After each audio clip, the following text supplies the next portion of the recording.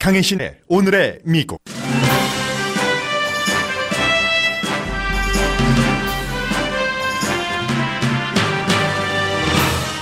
미국 대통령이 선거 유세에서 백인이 아닌 초선 야당 여성 의원들을 그들의 나라로 돌려보내자고 반복하자 군중은 set her back이라고 복창했습니다. 힐러리 클린턴을 감옥에 가두자의 함성과 같았는데 미국 역사상 처음 있는 일입니다. 너의 나라로 돌아가라는 대대적인 고함을 들은 여성 의원은 오늘 대통령을 비난하지 않았습니다. 대신 미국 최고의 흑인 시인의 시로 답했습니다. 뉴욕타임즈 칼럼니스트 니콜라스 크리스토퍼 씨는 과격한 글을 쓰지는 않습니다. 그런 그가 오늘 칼럼에서는 정강이뼈, 종아리뼈, 손바닥뼈라는 생소한 영어 단어들을 쓰면서 트럼프 대통령이 뼛속까지 인종차별주의자라고 비난했습니다. 민주당이 다수당인 하원에서 대통령 탄핵의 시작을 결정하는 안이 통과되지 못했습니다. 탄핵에 대해서 민주당은 분열됐다는 걸 보여줬습니다. 한일 무역 분쟁과 북한 핵 그리고 미국의 거의 없는 듯한 아시아 정책 때문에 아시아는 더 이상 번영이 아니라 공포의 영화가 돼가고 있다는 전문가 칼럼이 눈에 띕니다. 트럼프 대통령의 워싱턴 DC 호텔이 외국 대표뿐 아니라 화석연료 로비스트 등 모든 이해 집단의 집합소가 됐다고 감시단체가 밝혔습니다. 사랑하는 사람 사이에서도 내 돈 너의 돈을 보통 가르는 게 미국인의 DNA입니다. 사귀기 전에 진 빚을 피앙세가 갚아준다고 제안할 때도 고민하는 사람들인데 그에 대한 전문가의 답도 상당히 미국적입니다. 여러분 안녕하십니까? 오늘의 미국 강혜신입니다. 제가 좀 전에 이 뉴스 클립을 준비를 해놨다가 그저 여러분들께 안 들려드리는 게 더 낫겠다 싶어서 스킵을 하겠습니다.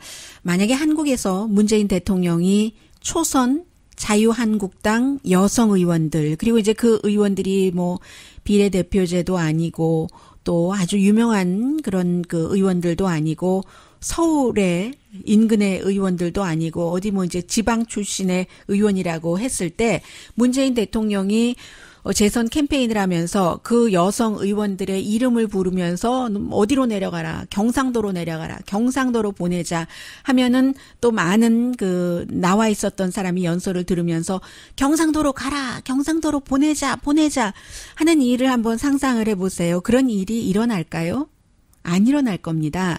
미국에서도 현직 대통령이 초선 의원들의 이름을 부르면서 그들 나라로 돌려보내자 하면은 set her back, 돌려보내자 같은 함성이 어제 트럼프 대통령의 재선 캠페인에서 굉장히 크게 들렸거든요. 4명 의원들. 왜 대통령이 그런 말을 하게 됐는가는 잠시 뒤에 말씀을 드리겠습니다만은 set her가 아니고 send, 보내다 하는요. send her back입니다. 힐러리 클린턴에게 감옥에 가두자고 그 lock her up 했을 때와 똑같았습니다. 그리고 이제 그 가운데 한 명의 의원은 저도 이름이 길어서요. 알렉산드리아 오카시오 콜테스 해서 ACO라고 부르고 있는데 이름이 너무 길다. 그 이름 내가 다 부를 시간이 없다. 콜테스라고만 부르겠어. 라고 얘기를 하잖아요. 그것도 I don't have time to with 3 different names. 이제 이 의원의 이름이 미국적이지 않으니까요. 부모가 푸에르토리칸이었으니까 물론 본인은 뉴욕에서 태어났고 지금 그 뉴욕이 지역구인 그런 연방 하원 의원이기는 합니다. 그리고 이제 또 다른 흑인 의원은 이름이 그 프레슬리라고 엘비스와 만약에 연관이 있다면 이런 식으로 했는데 가장 공격을 많이 했었던 의원은 일한 오마르라는 의원입니다. 소말리아 태생으로 12살 때 미국에 와서 10대 때 이미 시민권자가 됐고 지금 미네소타주의 연방 하원 의원이었는데 이 의원은 이제 보통 때 스카프를 쓰고 다니고 아주 젊습니다.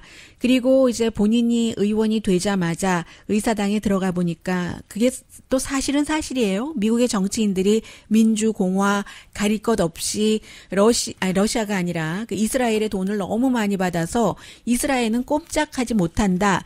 이런 비슷한 그런 발표를 하고 난 뒤에 본인이 나중에 사과도 했습니다. 물론 내가 말한 그 요지에 대해서 사과하는 것이 아니라 뭐 누군가가 오해가 있었다면 그 주변 일에 대해서 사과를 했는데, 일한 오마르에 대해서 대통령이 굉장히 비난을 하면서요, 미국적이 아니고 또 반이스라엘적이다라고 얘기를 하면서 돌려보내자 하니까 그 모든 그 군중들이 send her back, send her, 어디로 돌아가나요? 미국 사람이잖아요. 다른 의원들도 마찬가지예요. 다른 나머지 3명의 여성 민주당 초선 의원들은 전부 유색인종이라는 공통점, 여자라는 공통점, 백인이 한 명도 없다는 공통점이 있는데 다 미국에서 태어났습니다. 미네소타, 매사추세츠, 뉴욕에서 태어난 사람이에요.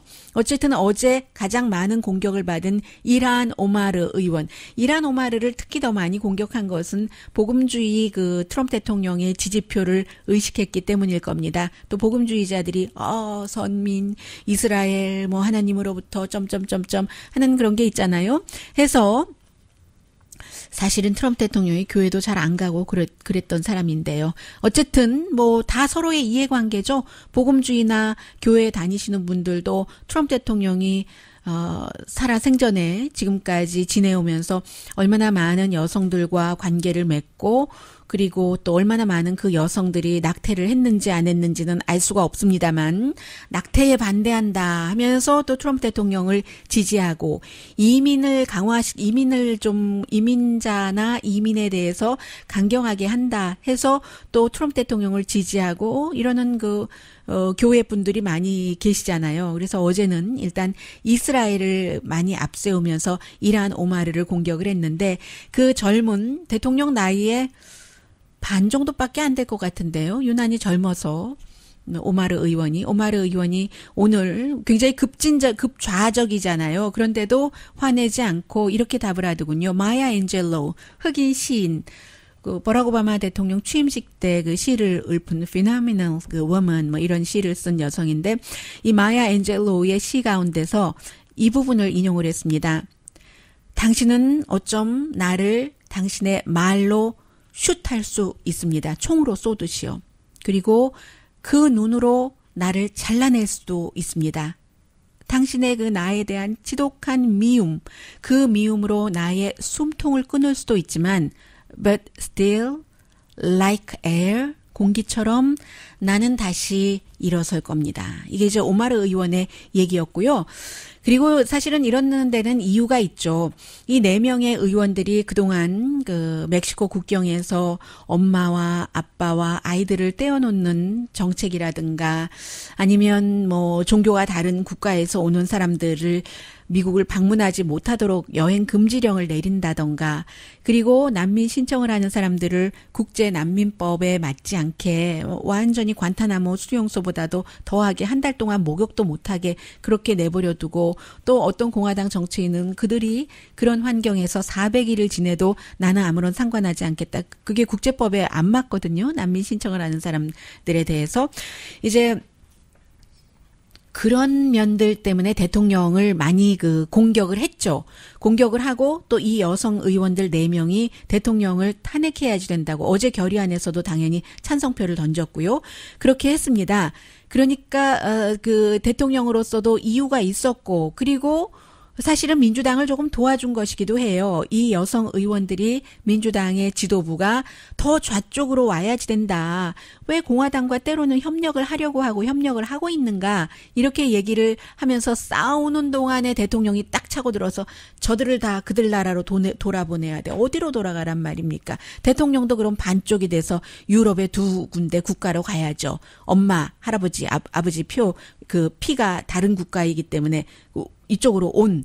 그리고 대통령도 본인이 독일계이면서도 과거에 대통령의 부모들이 독일계인 것을 숨기고 스웨덴계라고 했잖아요. 그리고 대통령이 첫 번째 책을 썼을 때도 자신 스웨덴계라고 썼는데 나중에 옆에서 친구가 야, 지금은 그 시절이 아니야. 너 독일계라고 말해도 돼. 하니까 그 다음부터 독일계라고 얘기하는 것 아니겠어요? 아무튼 이렇게 그 미국에서 이제 이미 인종차별주의와 어떠한 뭐라고 할까요? 그 다른 나라에 대한 그 배척하는 외국인 혐오주의를 대통령이 재선 캠페인에서 가장 중요하게 가지고 갈 것이다 하는 것을 보여준 것이고, 이것이 대통령을 지지하는 백인들 사이에서는 통합니다. 지금은 이제 미국에서도 한인분들도 뭐 자녀가 다른 인종과 결혼을 한다고 할 때 일단 그것을 무조건, 예전에는 안 돼, 너 그거 잘못이야 이렇게 얘기했지만 지금은 그렇게 노골적으로 말하시지는 못하잖아요. 그런 식으로 이제 그 흑백 그 결혼에 대해서는 오래된 이건 그것을 막는 것은, 그건 너무 인종차별주의적이야 라고 생각하는 사람들이 더 많아졌어요. 아직도 흑인과 백인이 어떻게 결혼을 한단 말이야. 흑인이 영감생심, 그래서 초대받지 않는 영화에서처럼요. 그렇게 한다는 사람은 소수인데, 그런데 아직도 많은 백인들은 저 인간들이 나의 돈주머니를 얇게 하고 있어. 여기에 대해서는 공감을 한다는 거죠. 그래서 트럼프 대통령이 이민자들을 뭐 강간범이다, 뭐 살인자다, 기타 등등의 얘기로 표현을 할 때, 물론 이렇게 표현할 때마다 또 그게 언제 합법 이민자 가지고 그러느냐, 불법 이민자 갖고 그러는 것인데 하는데, 그게 꼭 그렇지가 않습니다. 아주 그 경계가 애매모호해요. 그래서 대통령이 이게 이기는 카드라는 것을 알고 인종, 뭐 이민 반대 하는 것을 갖고 오고, 왜냐하면 이미 2016년도에 백인표를, 그 같은 앞에 말씀드린 그런 그 분노를 자극해서 20포인트나 더 받았으니까요. 힐러리 클린턴에 비해서. 그런 거. 그리고 지금 대통령이 지지율이 낮기는 하지만 탄성이 있는 사람이고 회복될 수 있고, 지지 기반이 워낙에 교주처럼 대통령을 따르는 사람들의 마음이 변치 않기 때문에 무슨 뉴스가 나와도 대통령을 보호하려는 자세가 아주 돼 있기 때문에, 그래서 로널드 레이건의 미국이 새로운 사람들에게 문을 닫는다면 미국은 그 세계에서 리더십을 곧 잃고 말 것이다 하는 얘기를 더 이상 추앙하는 그 트럼프 대통령 지지자들은 그다지 많지 않을 것 같습니다. 물론 로널드 레이건 그 시절과 지금의 시대가 시간 차이도 많이 났지만요. 그래서 계속 트럼프 대통령은 공격할 것 같고, 물론 일부에서는 공화당의 선거 전략가도 대통령이 저러면 못 배운 사람, 돈 없는 사람, 시골 사람, 다 백인을 얘기를 하는 거예요. 복음주의자들은 지지를 하지만 지금 2020년 선거에서 절실하게 도시 인근에 뭐 대학 교육을 받았다던가 이런 여성들 표가 필요한데, 그런 여성들은 정말 80% 90%가 대통령에게서 등을 돌렸거든요. 왜냐하면 여성 혐오 발언도 너무 많이 하기 때문에. 그래서 걱정을 하지만 지금 아직까지는 여러 전문가들은 대통령이 인종차별 카드를 쓰는 것이 상당히 그 유리하다, 이렇게 그 보고 있고요. 그리고 또 하나는 이제 이것뿐만이 아니라 오늘 그 니콜라스 크리스토프 씨의 칼럼을 좀 소개를 해드리겠는데, 니콜라스 크리스토프 씨는 본인이 이제 그 차이니즈 여성과 결혼을 해서 딸도 있죠. 그리고 인권에 대해서 많이 글을 쓰고 막 과격하게 남을 공격한다던가 하지는 않습니다. 똑같은 신문이지만 오히려 여성인 주이신 머린 다우드 같은 사람은 빌 클린턴에게도 독을 쏘고 또 트럼프 대통령에게도 독을 쏘고 하지만, 니콜라스 크리스토프 씨는 좀 다르거든요. 그런데 오늘은 정말로 깜짝 놀랐습니다. 뼛속까지 레이시스트, 트럼프 대통령이 그렇게 인종차별주의자라는 건데, 저는 오늘 단어를 곧 잊어버리겠지만 새로운 단어를 많이 봤는데, 눈으로나마 아주 턱뼈에서부터 이게 손가락뼈까지, 사진 자체도 손이 이렇게 있고 손에 이렇게 큰 뼈가 있고 팔목까지 이어지는, 그리고 손가락까지 이어지는 작은 뼈들, 이런 사진이 실렸는데 리틀 발가락까지, 새끼 발가락까지 다 이 사람은 인종차별주의자다. 왜냐하면 왜 이렇게 말했냐면, 트럼프 대통령이 나는 내 몸에는 그 인종차별주의 뼈가 없다라고 얘기를 했잖아요. 지금 한번 들어보실까요? 끝났네요. 지금 텔레비전에서 나와서 들려드리려고 했는데, 그런데 트럼프 대통령의 바디에는 손바닥뼈부터 시작해서, 왜 손바닥뼈를 먼저 얘기를 하냐면 그 손가락으로 트윗을 하니까요. 블랙과 브라운 피플에게 아주 그 비난을 하면서 나치에 대해서는 어떤 그 동료 의식 비슷한 것을, 아니면 연민의 정은 아니고 그들과 이게 동조하는 것과 것과 같은 그런 트윗을 그 손가락 뼈, 그리고 그 맨더블, 턱뼈, 그 다음에 종아리뼈, 턱뼈는 왜 얘기를 하냐면요. 멕시칸 이민자들을 범죄자, 마약 딜러, 강간범 이렇게 욕을 하면서 KKK단을 비난하는 것을 거부할 때, 말을 할 때 턱뼈가 움직이잖아요. 그러니까 턱뼈를 얘기를 했고, 종아리뼈, 정강이뼈 이런 뼈들을 왜 얘기를 했냐면 그가 그의 카지노가 하나가 아니었으니까요. 파산 신청한 곳도 있고 걸어갈 때 그 카지노 안에서 블랙 스텝들은 대통령, 이제 그 당시에는 이제 CEO였겠죠. 트럼프 온다, 미스터 트럼프 온다 하면은 막 도망갔답니다. 차라리 스텝으로 일을 시키지를 말던가요. 블랙 보기 싫다는 거예요. 그게 이제 여러 가지 다 증언에서 나온 얘기고, 그 증언에 대한 전에 그 인플로이였던 킵 브라운이라는 사람의 그 말한 것도 링크도 해놨습니다. 니콜라스 크리스토프라는 사람이요. 칼럼니스트가. 해서 그가 카지노를 걸어갈 때 블랙 스텝들이 막 트럼프 눈에 안 띄려고 도망갈 때 그때 쓰는 게 허리뼈, 정강이뼈, 종아리뼈잖아요. 그의 모든 뼈가 다 그렇다는 거예요. 하면서 특히 이제 흑인에 대해서는 리처드 닉슨 행정부가 70년대에 트럼프를 고소까지 했잖아요. 근데 아버지도 그랬어요. 오죽하면 미국의 This land is your land, this land is my land 한 누구죠? 우디 가스리도 그런 노래까지 만들었을 정도인데 아파트에 절대로 흑인들 못 들이게 C라고 코드를 표시를 하는 거예요. Colored people이라고. 컬러드라고. 그렇게 해서 그랬던 아주 정말 계속 그 얘기를 하고 있는 거예요. 지금 트럼프 대통령이 특히 이 여성 소수 인종 초선 의원들에게 인종차별적인 그 발언을 한 것은 18세기에나 있었던 그런 수준이고 또 외국인 배척이 많았잖아요. 특히 이제 1844년도에 필라델피아에서 여러 사람들이 그 얘기를 하면서 그때 이제 그 아이리쉬에 대해서 나중에 아이리쉬, 카톨릭, 이혼한 사람 이런 것들이 점차적으로 미국에서 받아들여지는데 존 F 케네디 때 그 카톨릭을 받아들였는 거잖아요. 카톨릭 대통령을. 해서 카톨릭 대통령이 나는 나의 종교와 정치를 분리하겠다라고 얘기를 했었고요. 해서 1844년도에 아이리시로 시작을 해서 아프리칸 아메리칸, 이탈리안, 차이니즈, 주이시, 저페니스 아메리칸, 또 라티노, 다른 많은 이민자들을 굉장히 차별을 했었던 그 올드 패션, 오죽하면 트럼프 패밀리도 독일이 미국에서 반독일 정서가 있었기 때문에 자신들 스웨덴 사람인 척 했는가, pretended to be Swedish라고 얘기를 하고 있습니다. 그리고 또 하나 트럼프 대통령이 메카시즘을 퍼뜨린다는 거예요. 이 메카시즘이라는 게 저 사람 공산주의야 하는 것이 과거에 적에게 다 공산주의라는 이름을 씌워버린 거잖아요. 그 조셉 메카시가. 그런 것들을 해서 지금 뭔가 그 본인과 적이 되는 사람들은 공산주의야. 지금 이 초선 의원들에게도 그런 얘기를 하고 있고요. 소셜리즘을 넘어서 공산주의자다라고도 얘기를 하고 있고 미국을 미워한다고 하고 알카이다를 좋아한다고까지 얘기를 합니다. 심지어는.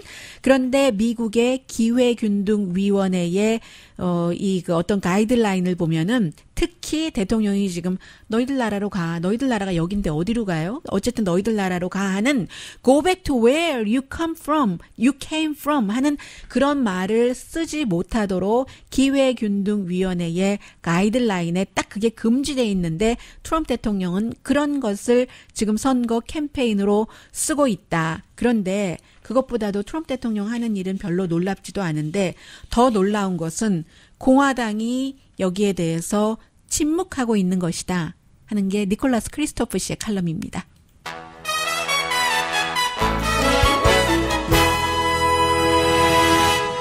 로버트 멀러 특별검사의 수사 결과 발표, 그때 이제 이루어지지 못했던, 처음부터 민주당에서 지도부에서는 이루고 싶지도 않아 해요. 트럼프 대통령을 선거로서 민주당 대통령으로 바꾸고 싶어 하지 탄핵이라는 게 불가능하고요. 지금 상원이 공화당인데.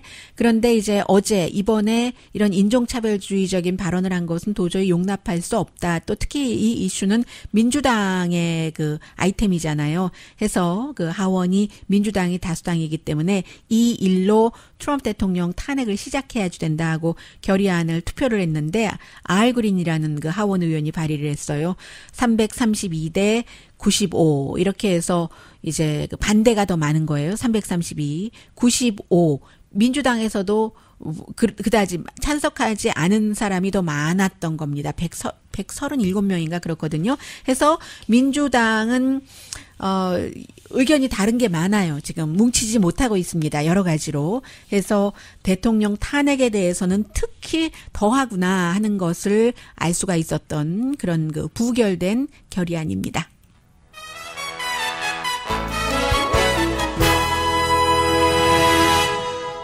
오늘의 미국은 전문가가 추천하는 이민법, 가정법 전문 제인정 종합법률 사무소, 명품 하나가 생활을 바꿉니다. 로랜드, 유기농 서리태 검정콩으로 직접 만들어 검정콩 순두부 시대를 열고 있는 수라원 순두부, 자동차 에어컨 점검과 수리 최저 가격을 보장하는 금호 타이어 전문 부에나파게 타이어스 포유 공동 후원입니다.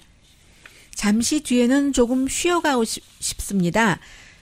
쉬어갈 때는 사람들이 바로 요 창문 바깥에 있는 걸 보는 게 아니라 먼 산을 보잖아요. 해서 지금 미국이 당연히 그 한가운데에 있고 중국, 한국, 일본, 그렇다면 아시아의 미래가 어떻게 될 것인가. 그 리처드 하스라는 사람이 미국에서도 그 국제관계에 대해서는 가장 많이 이 사람의 의견을 전문가들이 들어보고 있거든요. 그래서 그 사람의 칼럼을 잠시 뒤에 즐겨주세요. 라디오 서울 방송 오늘의 미국 듣고 계십니다. 네. 에이시아의 스케이리 무비. 무서운, 좀 으시시하게 무서운 영화. 이렇게 표현을 했는데 리처드 하스라는 외교관계위원회의 프레지던트입니다. 뭐 북한에 관한 얘기도 많이 하고 있고요. 여러 가지 그 책도 많이 썼는데 이분이 얘기하기를 역사의 스냅샷 이런 표현을 하고 있는데 모든 그 순간 우리가 있는 곳 어디가 가는 곳 요 하나의 컷을 딱 보면은 전과 후가 보여진다. 어디에 있었는지 어디에 갈 것인지 이런 얘기를 하고 있습니다. 이제 역사의 한 컷이라는 게 지금은 그 동아시아, 퍼시픽 이쪽 지역을 얘기를 하고 있는데 동아시아 태평양 활동 사진을 보는 것처럼 보면은 그 방향이 평화와 안정, 동맹 강화 쪽으로 가고 있는가? 세계에서 경제적으로 가장 그 발전된 지역에 속하잖아요. 중국이 있고 일본이 있고 한국이 있고. 그런데 동맹 강화와 더 높은 곳을 향하여 no, 흩어짐, yes 라고 얘기를 합니다. 물론 그 북한의 핵 위협이 그 조금 줄어들기는 했지만 그것이 핵 위협이 줄어든 이유가 북한 스스로가 줄인 것이 아니라 트럼프 대통령이 언행 일치가 안 돼서 그런다. 뭐 이런 얘기를 하고 있어요. 이 북한 문제에 대해서 전쟁을 지금 피하고 있기는 하지만 그 언행 일치가 안 된다는 것이 그 뭐 말씀 안 드려도 될 것 같고요. 트럼프 대통령이 김정은과 회담을 한 이후에 오히려 북한의 핵 미사일 위협은 늘었다는 것을 상기시킵니다. 당연히 뭐 능력이 더 늘어났으니까요. 미국으로 탄도미사일 발사만 안 하면 괜찮다 하니까 지금 계속 뭐 2017년 이후에 뭔가를 개발을 하고 있잖아요. 어쨌든 김정은 위원장이 비핵화를 한다고 믿을 이유는 없다. 그렇다면 어떤 형태로든 북한과 미국이 그 핵 문제에 있어서 합의를 할 것인가? 아니면 핵을 가진 북한과 살 것인가?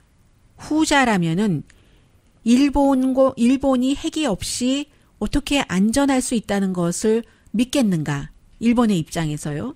게다가 되고 한일 관계는 지금 뭐 북한의 그 핵 문제보다 어찌 보면은 지금으로서는 더 불안하다고도 얘기를 하고 있습니다. 더군다나 일본은 계속 지금 문재인 대통령과 김정은 위원장이 잘 지내고 하는 한국의 북한에 대한 접근법이 너무나 불편하다는 거죠. 단거리 미사일 쏘면은 일본에 닿을 수 있으니까요. 그리고 또 일본은 위안부 문제, 거기서 이렇게 저렇게 온 무역 마찰, 뭐 반도체, 뭐 삼성 힘들고 하는 그런 저런 그 마찰이 있는데 그렇다면은 한국과 일본이 북한 문제에 대해서 협조를 할 수 있는가? 중국에 대해서도 그럼 어떤 그 입장들을 서로 취할 것인가? 그런가 하면 조금 방향을 바꿔보면 홍콩에서의 시위도 그 아시아의 여러 가지 그 안정에는 굉장히 마이너스가 된다는 얘기예요. 본국 중국에서의 컨트롤이 아무래도 늘어나면서 97년도에 이제 영국이 홍콩 반환을 하고 나서 중국에서는 One country, one system. 하나의 나라, 하나의 시스템을 주장을 하면서 언제까지는 뭐 자유를 50년 정도는 준다고는 했지만 지금 계속 시위를 하고 있잖아요. 오히려 또 홍콩은 그 본토의 그 중국의 본토라고 생각하지 않는 사람들도 많지만 나는 홍콩 사람이야 라고 생각하는 사람들도 많지만 그 본국은 아니고요. 본국이라고 말하려고 하니까 그러네요. 리더십 변화까지 있어야지 된다라고 주장을 하고 있고 중국에서는 보다 강경하게 나오고 또 홍콩뿐만이 아니라 중국은 위구르족도 탄압을 하고 등소평 시대에 조심스러웠던 외교 정책이 가만히 안으로 있고 다른 나라가 우리 배워했었던 것이 시진핑 들어와서는 아니야 우리가 나가서 우리를 홍보해야겠다고 하니까 불과 몇 년 전에 썼던 월드 오더라는 그 키신저의 책에 보면은 중국은 항상 대국처럼 이렇게 있었지 밖으로 나가고 뭐 이런 것은 안 한다 가볍게 했는데 지금 시진핑은 그렇지 않잖아요. 뭐 남중국해에 군사기지 만들고 해서 문제 일으키고 해상 컨트롤 하려고 1대1로로 유라시아를 어떻게 좀 접수 좀 해보고 중국의 입장에서 뭐 이쪽 남미까지 유럽까지 아프리카까지 이런 상황에서 대만의 미래도 불안정하다는 거죠. 물론 그 미국과 그 중국이 외교 관계 맺은 게 뭐 좀 40년 됐나요? 40년 됐죠. 그때 외교 관계를 맺으면서 미국은 분명하게 중국을 어떤 법 권한을 가진 국가로 인정을 했지만 대만과도 비공식 관계를 쭉 유지를 해왔잖아요. 그래서 1979년도에 미국에서 대만 관계법이라고 해서 미국이 이제 대만에 무기를 공급하는 물론 파는 거지만요. 그 평화를 유지하기 위한 그런 것을 하도록 했는데 그 뒤에 수십 년 동안 안정적이기는 했는데 뭐 대만도 민주주의도 자라났고 경제적으로도 번영을 했고 그리고 미국과 비공식 관계라고 하더라도 약해지지는 않았잖아요. 그런데 지금 시진핑은 중국몽, 그 차이니즈 드림을 얘기를 하면서 대만과도 통일해야 되고 이 홍콩도 완전히 접수를 해야지 되고 그 부속으로 들어와야지 되고 이렇게 얘기하니까 대만과 또 미국에서도 여러 시각이 있지만 대만을 지지하는 미국에서는 대만은 독립국가 아니야? 이렇게 얘기를 한다는 거예요. 그래서 언젠가 대만과 중국 본토 사이에서 양측에서 선을 넘었다고 생각하면 여기서도 또 사태가 발생할 수 있다는 겁니다. 홍콩에서 그렇고 한일 관계 그렇고 북한 문제 그렇고 해서 마지막 의문은 미국의 정책이라고 얘기를 합니다. 미국이 그동안 아시아가 저렇게 안정되면서 안정되는 집이 돈도 잘 벌잖아요. 어떤 그 집안 식구들끼리 싸우면서 돈 뭐 엄마도 잘 벌고 아빠도 잘 벌고 또 우리 집에 조금 얹혀 사는 뭐 시동생도 잘 벌고 할 수는 없잖아요. 지금까지 아시아가 여기까지 번영했었던 이유는 미국이 아시아 성공의 중심에 있었기 때문이다. 뭐 리차드 하스 씨의 분석이에요. 한미 동맹이 있었기 때문에 한반도에서 남한과 북한이 충돌할 기회가 줄어들었고 지금 이제 이게 뭐 많이 그 약화되지 않았다고는 하지만 군사 훈련 같은 거 약해지고 있고 북한의 핵 능력은 점점 강해지고 있고요. 또 미일 동맹이 있었기 때문에 일본도 핵무장을 하지 않았는데 핵무장뿐만이 아니라 뭐 군사적인 여러 가지도 하지 않았는데 2차 대전 때 본인들이 저질렀었던 일이 있기 때문에요.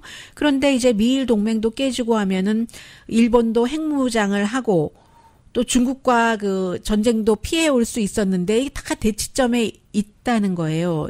그 미국이 그 중심이 흔들리면은 트럼프 대통령이 항상 그 동맹의 가치에 대해서 의문을 얘기를 해왔기 때문에 한국과 일본에 대해서 지금 무역 문제 가지고도 그래 뭐 이것 좀 돈 좀 안 내고 뭐 무역에 대해서도 우리에게 무조건 양보 안 해주면은 그래 주한미군 좀 빼볼까 뭐 이런 얘기를 계속 하고 있잖아요. 또 트럼프 대통령의 외교 정책은 있을 수도 있고 없을 수도 있는데 아무튼 예측 불허고 굉장히 그 파괴적인데 외교라는 것은 나라와 나라 사이의 어떤 그 약속이고 친선이고 우정이기 때문에 이 강한 동맹이라는 것이 우정이라는 것이 예측 가능하고 또 저 사람을 믿을 수 있어야지 나오는데 지금 트럼프 대통령이 아시아의 그 중요한 국가들에 전혀 그런 것을 주지 못한다는 겁니다. 그래서 지금 모든 스냅샷을 이렇게 한꺼번에 보면은 핵을 가진 북한과 불안한 일본, 그리고 그 대만을 탄압하면서 막 좀 지나치게 전과 비교할 때 나서는 중국, 게다 대고 미국만 챙기면서 외교 정책에 대한 불확실성이 영화로 본다면은 정말 무서운 영화가 된다. 아시아의 안정과 발전을 확신할 수 없고 미래가 과거보다 나을 것이라는 확신도 할 수 없다. 지금으로서는 아시아는 안정이나 번영 이 두 가지에 있어서 전보다 나빠질 수 있다 하는 게 리차드 하스 외교관계위원회의 프레지던트의 칼럼입니다.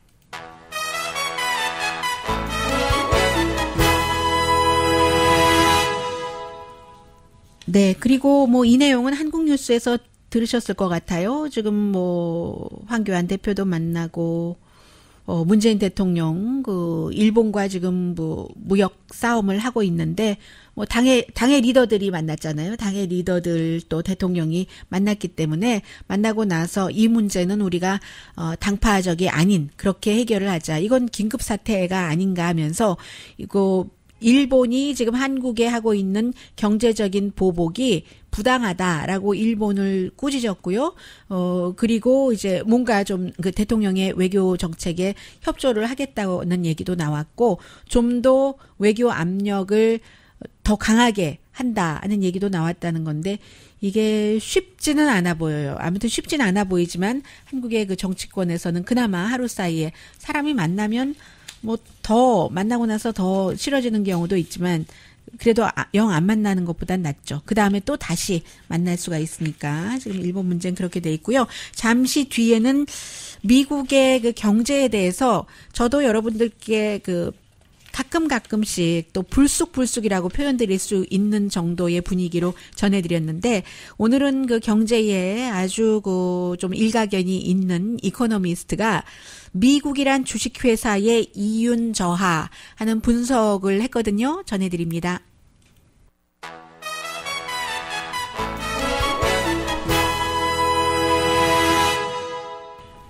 라디오 서울 방송 오늘의 미국 듣고 계십니다. 네, 아메리카 잉크, 미국이란 그 주식회사의 이윤 저하, 이런 표현을 하고 있는데, 이 이코노미스트의 이 기사는, 어쨌든 경기 성장이 좀 주춤해진 것은 사실이고 더 나빠질 수도 있다, 뭐, 그런 게 포커스예요. 그런데 JP 모건 체이스의 제이미 디몬, 이 사람은 사실은 월스트리트에서 가장 좋아하는 사람인데요. 그 정도로 나쁘지 않아. 7월 16일에 그렇게 얘기를 했어요. 그런데 월스트리트이 가장 좋아하는 뱅커가 토를 다루는 겁니다. 비즈니스의 그 정서가 센티멘트가 조금 나빠지고는 있어. 이런 얘기는 했거든요. 2, 4분기의 수익도 감소할 것을 예상을 해야지 되고 그렇게 될 경우는 2분기 연속으로 그 기업의 이윤이 줄어드는 거기 때문에 2016년 이후에 처음이랍니다. 이 정도 되면은 이제 그 이윤 그 불황, 그 어닝 리세션이라는 단어를 쓰는데 지금 최장기 경제 성장이라는 말을 계속 하고 있잖아요.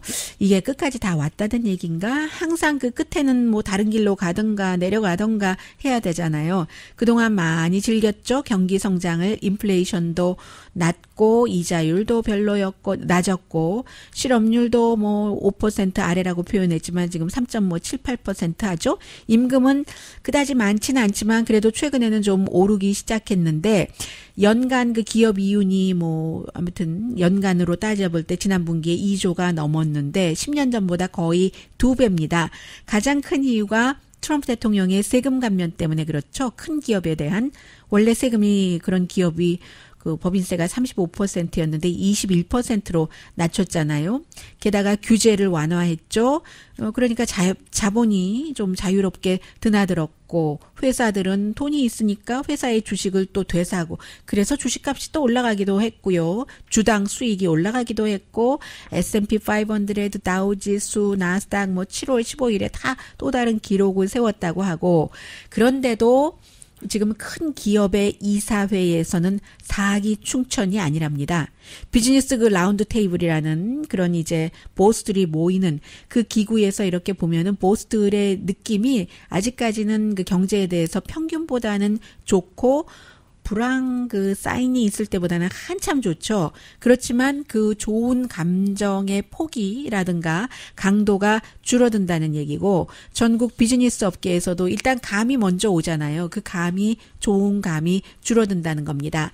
작거나 중간 사이즈의 어떤 그 기업은 지금 S&P 500 회사 가운데서 거의 4분의 3이 1년 안에 주당 수익이 줄어들 것으로 예상을 하고 있고, 지금 업계로 보면은 얼마나 많은 업계가 있겠어요? 11개 큰 업계 가운데서 6개 분야의 업계가 4월부터 6월 사이에 2, 4분기의 이윤이 1년 전보다 내려갔다. 이렇게 이미 예상을 하고 있다는 거예요. 그럼 이유가 있어야지 되겠죠? 왜 이렇게 기업의 이윤이 줄어들지? 그 부분에 대해서는 이제 월마트의 보스인 그 덕 맥밀리언 씨가 잘 말을 해주고 있고, 또 전국 그 돼지고기 생산위원회의 의장으로 있는 그런 그 데이비드 해링스 씨도 말을 해주고 있는데, 이 정도 나오면 생각이 되잖아요. 중국과의 무역 전쟁 때문에 돼지고기, 월마트에서 파는 물건 다 해당되는 거잖아요. 이번 주에도 뭐 해결되지 않으면 뭐 10억, 100억, 3,250억 달러 정도 중국에서 오는 수입품에 관세 붙인다고 지금 위협하고 있잖아요. 해서 이런 문제가 있고, 두 번째는 임금이 올라가는 것. 그런 것들이 이 노동비, 인건비가 올라가니까 이윤이 줄어들잖아요. 근로자에게는 아주 좋은 일이에요. 그렇지만 회사와 투자가에는 그렇지 않죠. 아마존도 2018년 말부터 15달러로 했고, 그러니까 이제 다른 회사들도 따라가게 되고 하는 이윤 그런 면이 있고, 회사의 그 보통 이제 그 임금하고 베네핏이 큰 회사 같은 경우는 전체 판매의 13% 정도는 된다고 하거든요. 그런데 1년 안에 3%가 더 늘어났답니다. 그러니까는 이게 부담이 커지는 거죠. 그리고 세 번째 기업의 이윤이 줄어드는 이유는 테크놀로지 회사 때문인데, 2, 4분기에도 그렇고, 지금 애플 같은 경우는 이건 중국과의 무역 전쟁과도 또 연관이 되는데, 수요가 줄어들잖아요. 파웨이를 뭐 규제한다고 하고, 뭐 거기에 거래하지 말라고 하고, 국가 안보 위협이라고 하고, 일본이 지금 한국에서 하는 것처럼, 또 넷플릭스가 서브스크라이버가 처음으로 줄어들었다 하니까 주식값이 7월 17일에 12%나 콱 내려가고, 그만큼 뭐 마이크로소프트나 아마존 같은 경우는 계속 뭐 괜찮다고는 하지만, 나머지 애플 같은 회사, 넷플릭스 같은 회사에서 수익이, 이윤이 줄어들면은 전체적인 비즈니스 이윤의 평균이 되기 때문에 나쁘다는 얘기입니다. 그렇다고 물론 좋은 시절이 끝났다는 얘기는 아니고요. 만약에 미국이 중국과의 무역 전쟁을 제대로 마무리를 할 수가 있다면, 그렇다면 뭐 테크놀로지나 뭐 인건비 같은 것은 좀 도전이 되더라도 이겨낼 힘이 있는데, 이 세 가지가 다 무너지면은 지금 어떻게 할 수 없다. 그런 경우에는 정말 미국 경제에 큰 나쁜 영향을 준다 하는 내용을 이코노미스트가 보도를 했고요. 이 내용은 짧게만 전해드리죠. 역시 영국의 가디언이 보도를 했는데, 페이 트럼프에게 뇌물은 여기서 주세요 하는 게 써있네요. 트럼프 인터내셔널 호텔, 백악관에서 불과 몇 블럭 떨어진 곳에 대통령의 호텔이 있는데, 물론 대통령이 날마다 관리하지 않지만 아들들이 관리를 하고 있는데, 이곳에 화석연료 로비스트, 총기를 사야 됩니다 하는 사람들, 외국인 대표, 그 밖에 모든 이해 집단이, 뭐 대통령도 대통령이 되고 나서 한 뭐 20몇 번 갔잖아요. 대통령 가족들 늘 드나들죠. 중간에 이제 대통령 주변 사람들, 백악관 사람들 가서 호텔에 가서 밥 먹죠. 매상 올리죠. 외국 사람들 와서 잠을 자죠. 하니까 이렇게 버는 돈이 엄청 많고, 심지어는 공화당에서조차도 이거 분명히 이 호텔 나중에 문제 생길 거야 하고 얘기를 한답니다. 워치덕이 그 감시를 했더니 그런 결과가 나왔다는 얘기예요.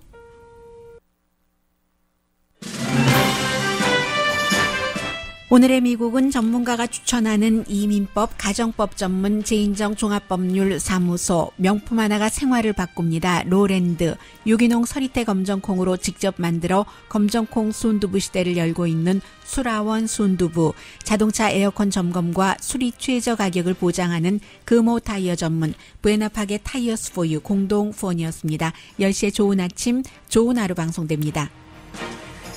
왜 미국의 신문에 보면은 뭐 거의 모든 신문에 뭐 매너라든가 아니면 일상생활에서의 질문에 대해서 전문가가 답을 해주잖아요. 젊은이들이 비교적 많이 보는 슬레이트라는 인터넷 매체에 나의 피앙세가 내가 만나기 전에 미리 졌던 그 빚을 갚아준다고 하는데 이거 어떻게 해야 되나요? 제가 이혼하고 나서 싱글 마더로서 의료비도 많이 들어가고 해서 빚을 졌는데 그렇다고 제가 낭비하는 사람은 아니고요. 어떻게 해야 되죠? 하니까 전문가가 받으십시오라고 얘기를 합니다. 물론 미국의 모든 부부들이 결혼 전에 졌던 그 빚에 대해서 함께 부담하는 것은 아니지만 왜냐하면 이 여성은 공평하지 않다는 거예요. 이 남자 만나기 전에 진 빚인데 그러니까 이 전문가가 아니 싱글 페어런트인 것은 공평합니까? 의료비가 그렇게 비싼 건 공평합니까? 라고 얘기하네요. 강혜신이었습니다.